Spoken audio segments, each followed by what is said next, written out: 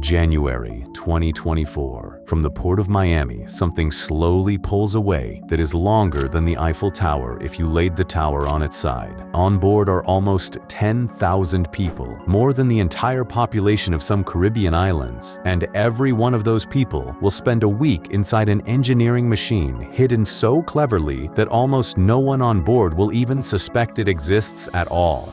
Because behind the water slides, the pools stretching toward the horizon, and 20 decks of luxury, there is a crew of 2,350 people at work, and they are not busy serving cocktails. They are keeping under control something that, in complexity, is closer to a nuclear submarine than to a vacation. Its own power plant, its own source of fresh water, its own hospital with an operating room, and a wastewater treatment system cleaner than what some countries on land are allowed to discharge into rivers.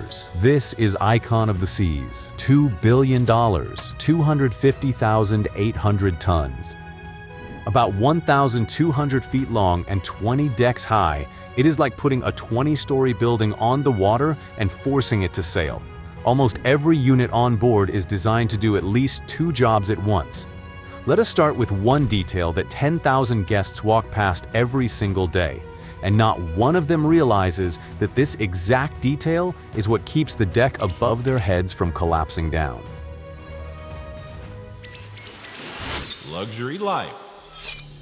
For 25 years straight, every promenade gallery on this company's ships looked like a shopping mall. Dark, stuffy, not a single window. And when the designers of Icon wanted, for the first time in history, to put floor-to-ceiling glass walls there, the kind of ocean view that people pay millions extra for in a Manhattan penthouse, they hit a wall. Literally. The steel beams holding up the cabins and an entire green park on the 8th deck ran right through that exact spot. Remove the beams, and the upper decks have nothing to stand on. Leave them, and the gallery sinks back into darkness. A dead end. The solution turned out to be so bold it was almost genius. All the weight from above was brought down into one single point, into a huge sphere of polished steel, and then they wrapped it in a moving sculpture. It is called the Pearl. About 52 feet tall, living kinetic art that smartphones reach toward all day long. Guests photograph the beauty, and at the exact moment they are taking that photo, that beauty is holding up 3 decks and letting sunlight into a place where darkness had stood for a quarter of a century. One object, 2 problems solved in one move. But the Pearl saves only one space. The rest of the ship has a bigger problem, and its name is 7,600 people who want everything at once. Put that many people on one cruise ship without a plan, and you get hell. An hour-long line for the buffet, pools where you cannot find a single empty lounge chair, a gallery packed like the subway at rush hour. The dream of vacation turns into a crowd crush before lunch on the very first day.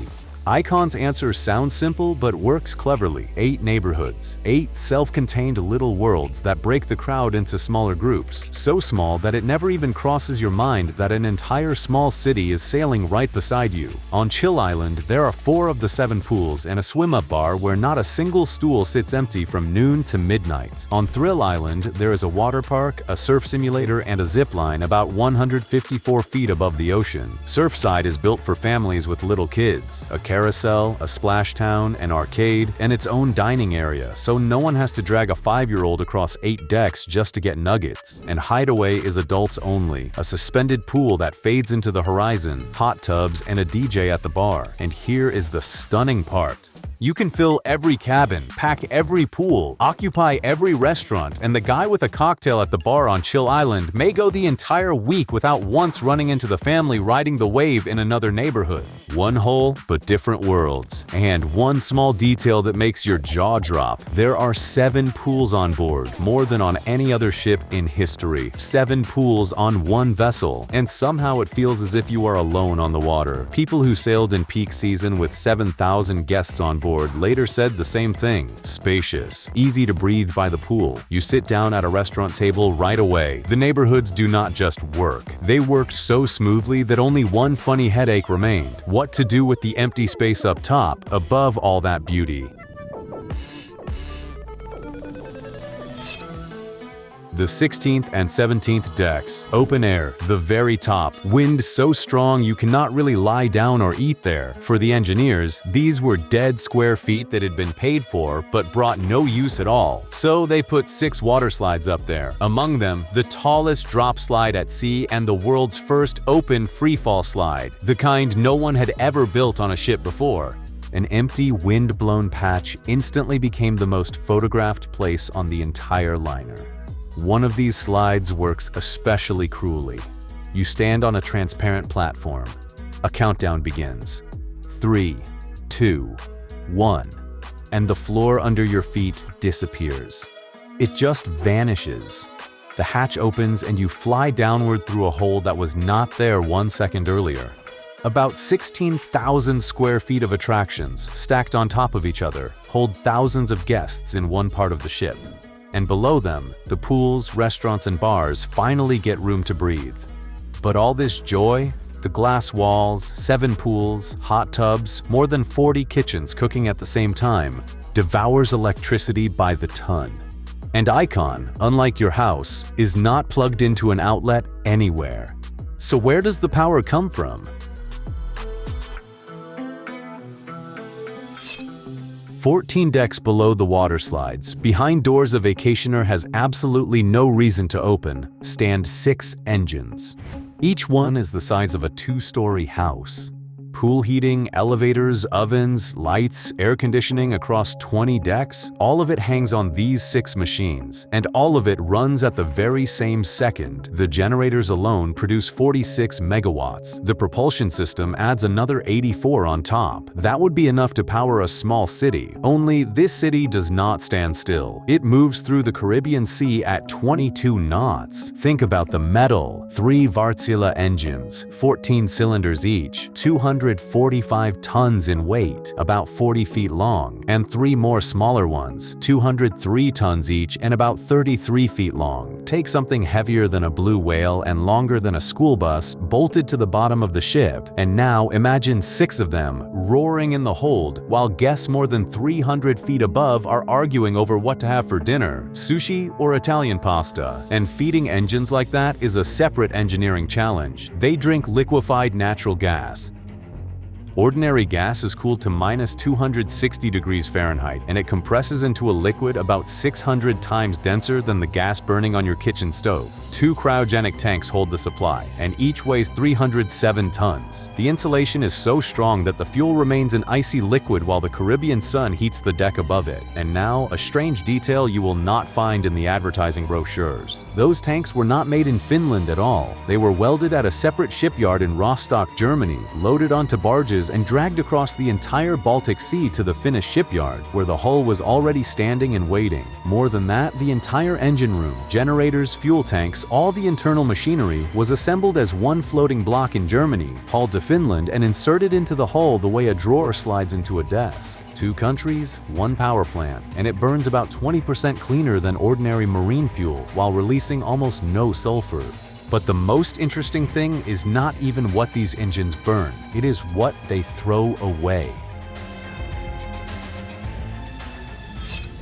Almost any cruise ship throws the heat from its exhaust straight overboard. Hundreds of degrees of pure energy fly out into the ocean, and no one is bothered by it. That is how it has always been done. Icon's engineers looked at that heat differently and decided to catch it. While that heat cools down, it manages to do 4 jobs in a row. It turns seawater into drinking water, it heats the pool where you bob on the waves, it washes your sheets, and it brings water to a boil for the very pasta a chef is cooking 3 decks above the engine room. 1 source of heat, 4 jobs, not 1 extra drop of fuel. Waste heat is one problem the engine solved along the way, but here is another one, where no one expects a trick on a cruise liner. What do you do with trash in the middle of the ocean when the nearest landfill is 3 days away?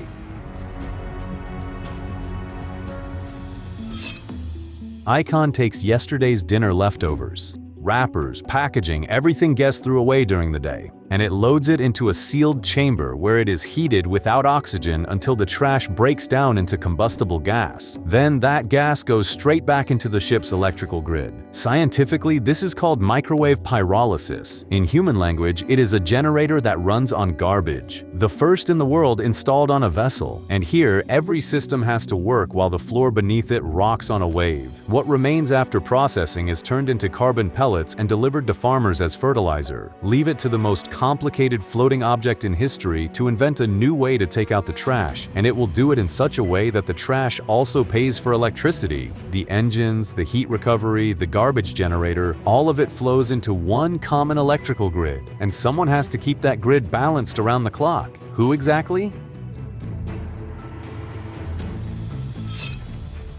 Deep inside the hull, in a windowless room, the chief engineer sits. And he has no right to get distracted for even 1 minute. 24 hours a day, he balances energy between what pushes the ship forward and what makes life on board pleasant. Give too much power to the air conditioners and the liner slows down. Push the speed too hard and guests start sweating under the Caribbean sun. Comfort versus motion. All day, every day. And not a single person up above even suspects that this battle is happening at all. While someone on the 20th deck chooses between a lounge chair and a cocktail, deep below him, another person is literally counting megawatts so that choice can remain enjoyable at all. And all that power, gathered into one grid, has to go somewhere. It goes under the hull, to the place where the trick is hidden, the trick that leaves tugboats in ports with nothing to do.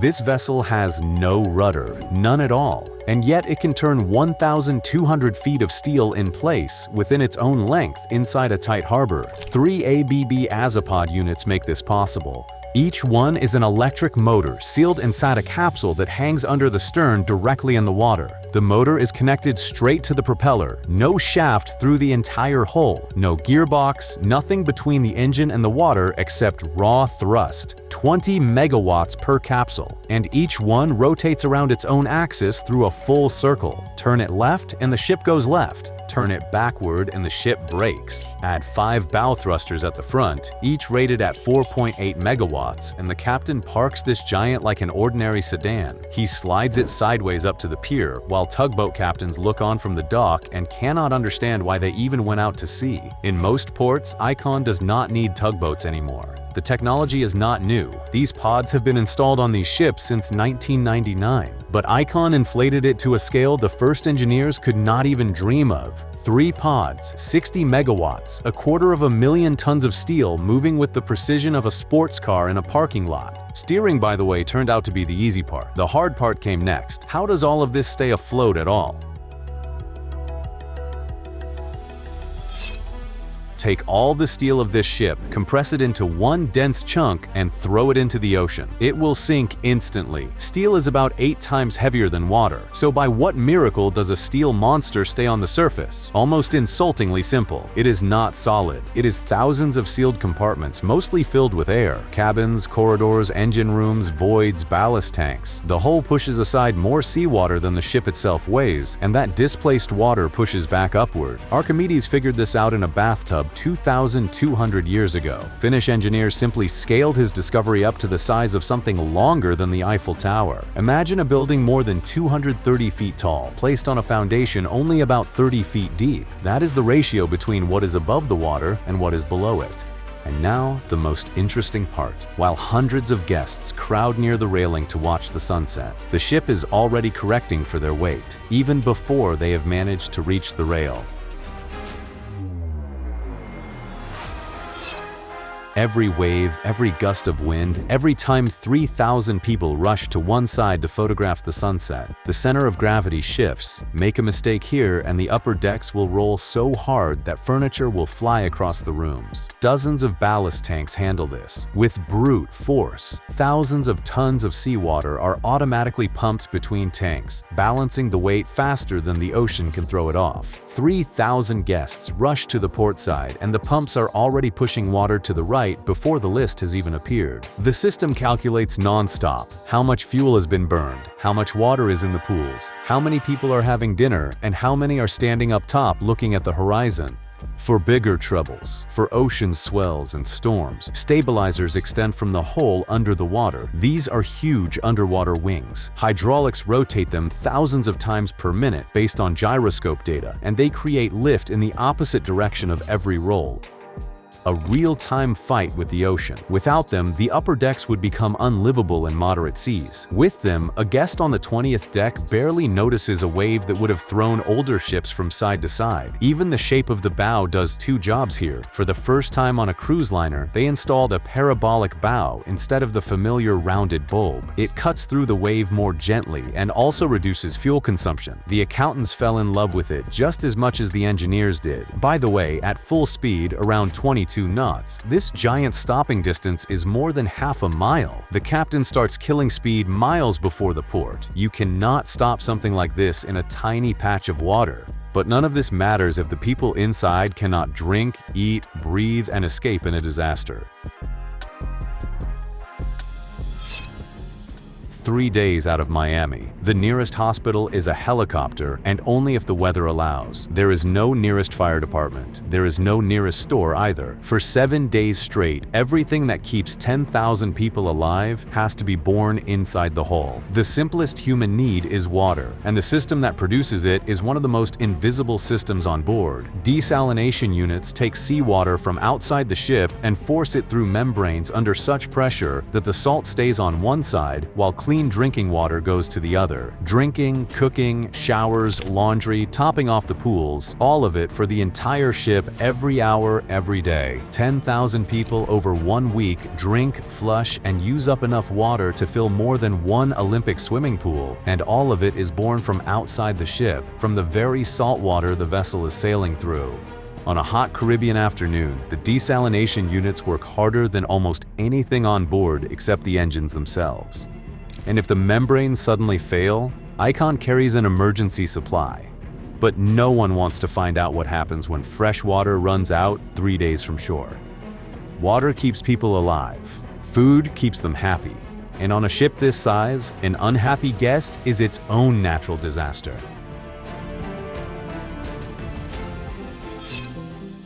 60,000 meals a day, more than 40 restaurants, cafes, and bars. That is more portions than some food service chains produce across an entire city. And now, about refueling this monster. During the crew changeover, the team has exactly 6 hours. Not 8, 6. In that window, more than 5,000 guests leave the ship. Just as many new ones come on board. And meanwhile, dock workers drag tons of vegetables, meat, seafood, dairy, and dry provisions through service corridors behind the walls. Every pallet has its own slot. Every freezer has its own deadline. Miss the window, and the 4 o'clock sailing leaves with empty refrigerators. Forklifts roll past laundry carts pass room service prep stations, and all of it is scheduled down to the minute, because the next sailing leaves at 4, whether the freezers are full or not. And almost all of it moves through one corridor the guest never even suspects exists. The crew calls it I-95, after the American highway. It stretches from bow to stern and connects every kitchen, every storage room, the laundry, and the crew living quarters.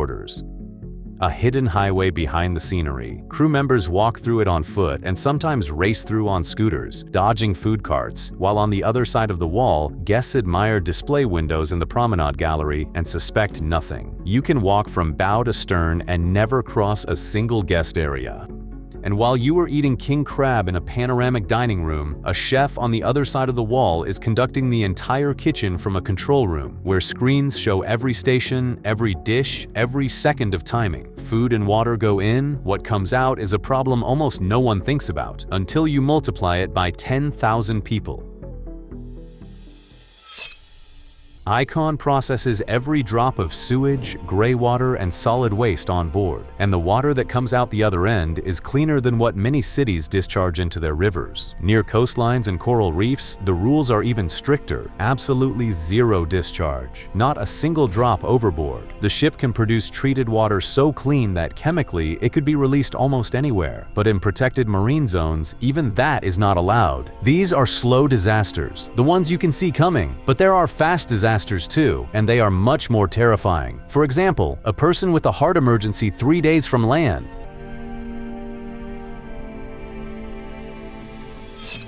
Hospital, jail, and firefighters under the deck. Under the guest decks, a real hospital operates around the clock. Intensive care beds, an operating room with equipment for emergency surgery right at sea, X-ray, a pharmacy prepared for a heart attack, a fracture, a severe allergy, and an outbreak of norovirus capable of sweeping through a liner like this in 2 days. Doctors and nurses are on staff, trained for everything from major trauma to tropical diseases. Because 3 days from port, a helicopter evacuation costs a fortune and only works if the weather does not fail. And also, away from public eyes, there are holding cells on board. 3 days from shore, you cannot quickly call the police. But the scenario every crew member prepares for and no one wants to think about is fire. In the middle of the ocean, help will not come. None, ever. That is why Icon has its own fire brigade on every deck. The hull is cut into fire zones and bulkhead doors slam shut the same second sensors detect smoke or heat.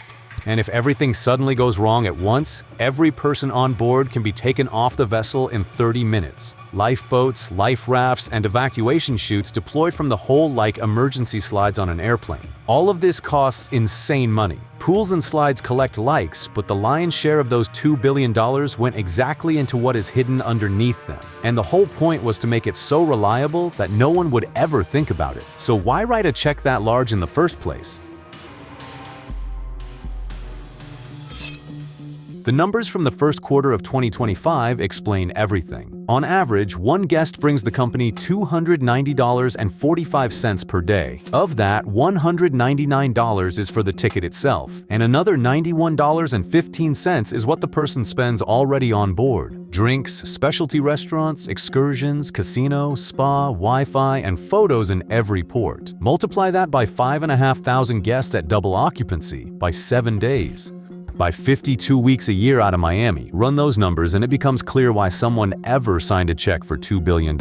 But here is the trick question. How do you pull $90 a day out of a person if they have already paid for the ticket? Remember the 8 neighborhoods? In each one, food, drinks, and paid entertainment are within arm's reach. The guest does not wander around the ship looking for something to spend money on. They are already standing next to it. We have dealt with revenue. Now the most delicious part is expenses. A ship twice as big does not cost twice as much to maintain. Icon carries the same 2,350 crew members, roughly like ships half its tonnage. The gas system and heat recovery make it 24% more efficient than international standards require.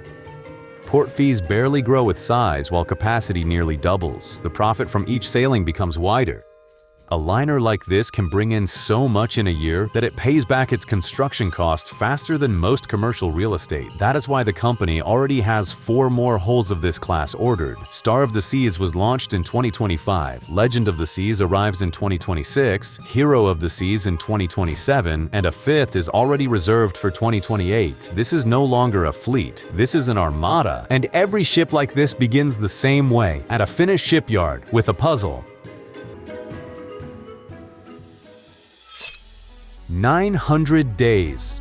That is how much time was allotted for construction at the Meyer Turku shipyard, and the clock started the second the first sheet of steel was cut. 201 finished steel blocks, some weighing hundreds of tons. Some arrived already with wiring, pipes, and furniture inside. All of it was assembled in a dry dock like the most expensive puzzle in human history. At the same time, a digital twin had calculated every seam, every pipe, every cable in a 3-dimensional model before the first welding torch was even lit. When a block arrived in the dock, lasers checked its position against the virtual model. Tolerances thinner than the lead of a pencil. More than 1,000 suppliers from dozens of countries unloaded parts into one single yard. And in December 2022, the dock was flooded and the unfinished ship touched water for the first time. It floated perfectly, exactly because it had already floated perfectly thousands of times inside a computer months before the dock gates were opened.